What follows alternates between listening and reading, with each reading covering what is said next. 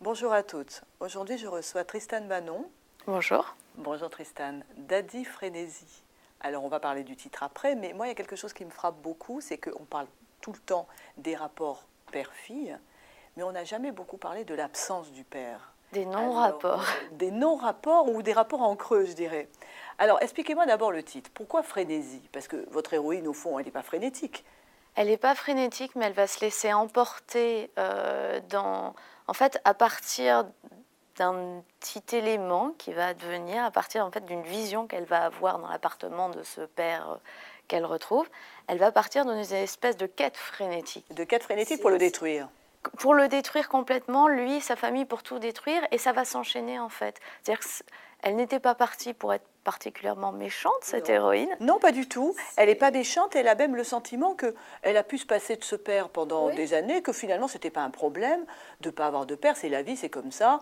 J'ai ma mère. Je dois dire, petite note en bas de page quand même, que votre premier roman, c'est de parler de votre mère. J'ai oublié de la tuer. Donc, vous n'êtes pas particulièrement tendre avec votre famille. Mais justement, c'était ça aussi. C'était de faire la comparaison entre une mère qu'on a présente, enfin présente, non, justement absente, mais qui existe, qui est là. Oui, qui est là, qui vous élève. Donc, on a un vrai manque. Parce qu'on la voit quand même.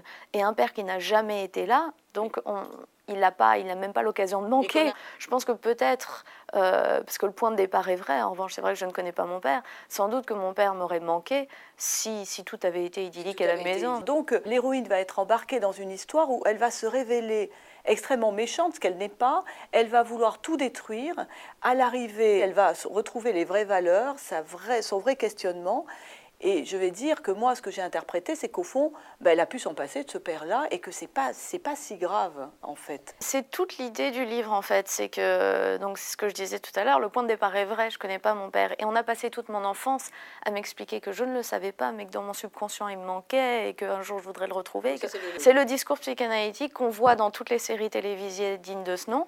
Et il se trouve que non, je reste convaincue que dans la vie d'une fille, si son père n'a pas été là pour faire l'autorité petite, puis après pour être l'image de l'homme, il a loupé le coche, mais plus tard, il sert finalement plus à rien, c'est affreux à dire. En fait, je pense qu'une femme garde son père, l'affection qu'elle a pour son père et l'importance de son père, parce qu'il a été là avant.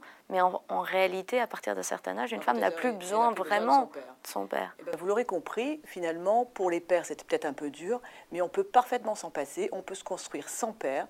Et c'est ce que j'ai trouvé formidable dans ce livre, qui est mené tambour battant, mais qui pose quand même des questions extrêmement fortes et qui remet en cause toute l'idée qu'on a du rapport père-fille. Merci Tristan. Merci à vous.